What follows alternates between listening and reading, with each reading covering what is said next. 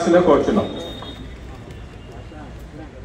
గౌరవనీయులు మీ అభిమాన నాయకుడు అనిత్యం స్థానిక సమస్యలపై దృష్టి పెట్టి ఎవరు ఏ కార్యక్రమం చేస్తామన్నా కూడా అన్ని కుల సంఘాలను కలుపుకొని ముందుకు నడుపుతున్నటువంటి శాసనసభ్యులు పెద్దలు బండా లక్ష్మణరెడ్డి గారికి, మరియు గౌరవ కార్పొరేటర్స్ దేవేందర్ గారు, ప్రభుదాస్ గారు, రాష్ట్ర ఐక్య సాధన సమితి అధ్యక్షులు అంబాల నారాయణ గౌడ్ గారు, గౌడ సంఘం జాతీయ గౌడ సంఘం రాష్ట్ర అధ్యక్షులు వేములయ్య గారు,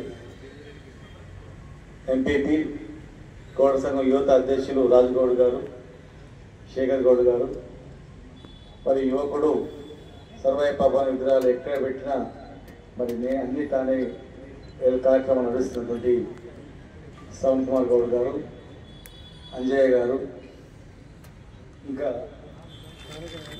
మన విగ్రహాన్ని ఏర్పాటు చేసినటువంటి దాతలు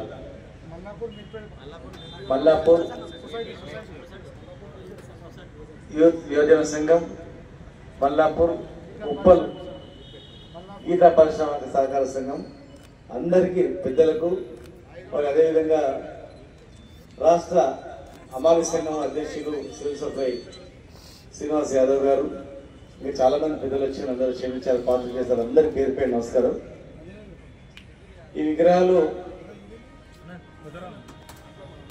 విగ్రహాలు నిజంగా ట్యాంక్ బండ్ కాదు చూడండి, ట్యాంక్ బండ్ కన్నా బందోబస్తు అని చెప్పిన లక్ష్మణ దగ్గర కన్నా బ్రహ్మాండం ఉన్నాయి. ముందర కూడా కొంచెం లాన్ పెట్టి కొంచెం లైటింగ్ పెట్టి వాటర్ ఫౌంటైన్స్ పెడితే ఆ మహనీయులు అందరూ కూడా స్మరించుకుంటామని చెప్పి మా వెంకన్న గౌడ్ గారు పెద్దలందరూ కూడా తెలియజేయడం జరిగింది.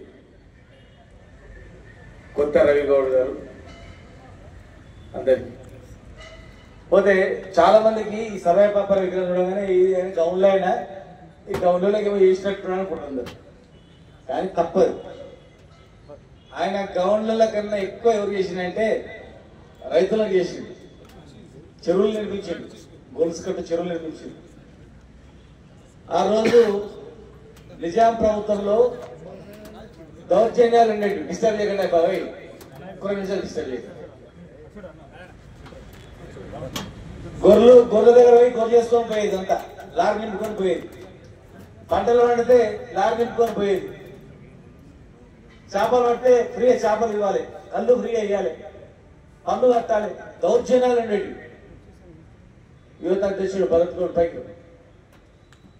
ఆ దౌర్జన్యాలు ఉన్నప్పుడు వాళ్ళు అటన్నిటిని ఎదిరించినాడు ఒక్కడేవాడు అంటే సర్వయ్య పాపన్న.